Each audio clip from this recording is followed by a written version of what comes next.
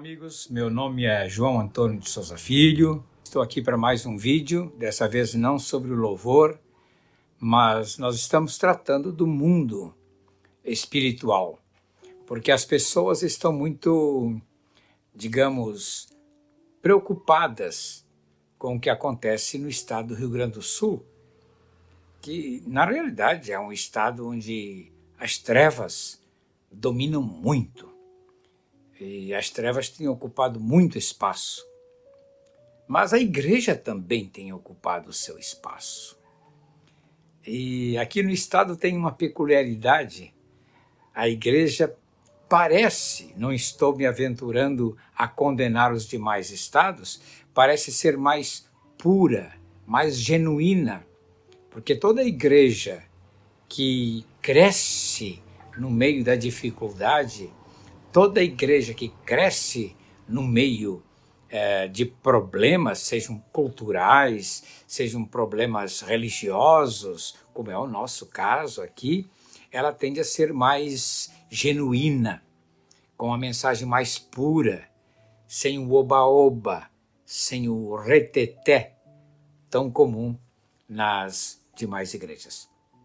Então, por isso que deixei de lado a questão do louvor, se bem que eu tenho ainda mais aí 90 e tantos hinos para mostrar a autoria e a história deles, mas eu quero relatar para vocês a continuidade, porque na semana passada, no vídeo que eu posto às sextas-feiras às 19 horas, se você se inscrever aqui no meu canal, né, deixar o seu like, e apertar no sininho toda sexta-feira, às 19 horas, você recebe um aviso de que eu tenho mais um vídeo no YouTube, ok? Eu não tenho interesse em monetizar, não monetizo, mas é importante eu ter mais visualizações e inscrições.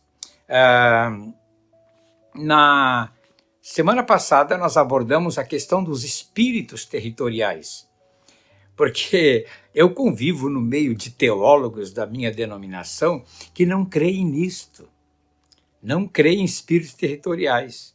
Então, eu vou buscar, tá? Não nos pregadores atuais, neopentecostais, mas eu vou buscar lá no passado, 1800, 1700, o que os comentaristas já falavam sobre isto. Então, por exemplo,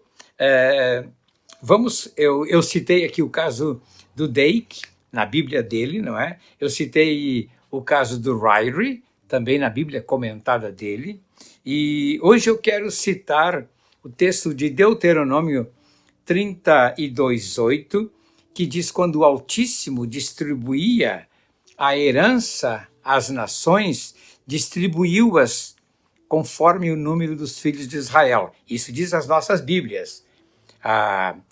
A Bíblia corrigida, revisada, todas elas seguem o mesmo padrão. Mas, quando você analisa no original, lá na Septuaginta, não na Septuaginta que é apresentada agora, porque já foi adulterada também, tá? Mas na antiga, diz assim: quando o Altíssimo distribuía herança às nações, quando separava os filhos dos homens uns dos outros, fixou os termos conforme o número dos anjos de Deus. Bom, aí muda totalmente, não é? Não é conforme o número dos filhos de Israel, é conforme o número dos filhos de Deus. A partir disso, pressupõe-se então que os anjos receberam herança, ou melhor, nações como herança para governar. E então o Frederick Bruce, que todos nós, os pastores realmente teólogos, têm alguma obra dele na sua biblioteca. Eu também tenho várias obras dele. Ele diz assim, sobre esse texto: este texto bíblico pressupõe que a administração de várias nações foi distribuída entre um determinado número de anjos. E aí ele comenta: em alguns lugares, certos poderes angelicais são apresentados como principados e potestades hostis, os dominadores deste mundo de trevas, descritos em Efésios 6:12. Interessante que as notas de Barney,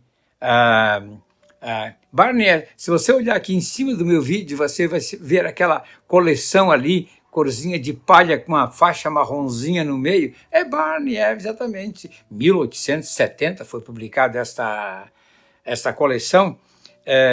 O Barney também complementa a mesma ideia de que os judeus criam na existência de 70 nações e cada uma delas foi concedida a um anjo guardião.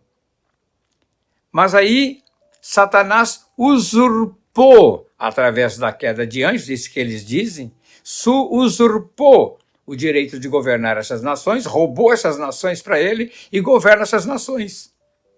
Por isso essa luta, né, essas revoluções internas, essa ideia de querer destruir a igreja, né, porque a igreja é hoje a nação de Deus. É a nação de Deus. Lá no Apocalipse mostra que tem até um anjo para cada igreja, para cada cidade. Agora não vou entrar nesse detalhe, vou arrumar uma confusão com vocês. Tá bom? Aí,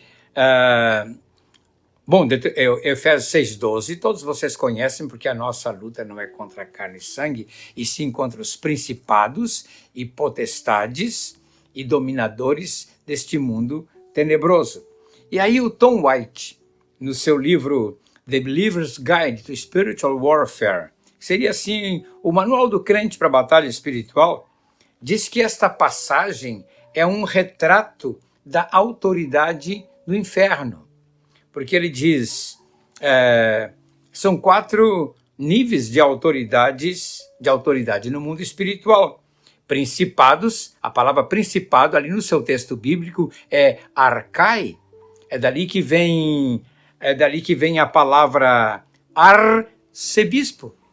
O que é o arcebispo? O arcebispo, ele fica em cima ou governando uma arquidiocese. Por exemplo, na sua cidade, se você mora numa grande capital, tem uma arquidiocese. E espalhada pela cidade tem as demais dioceses. Então, na arquidiocese tem um arcebispo.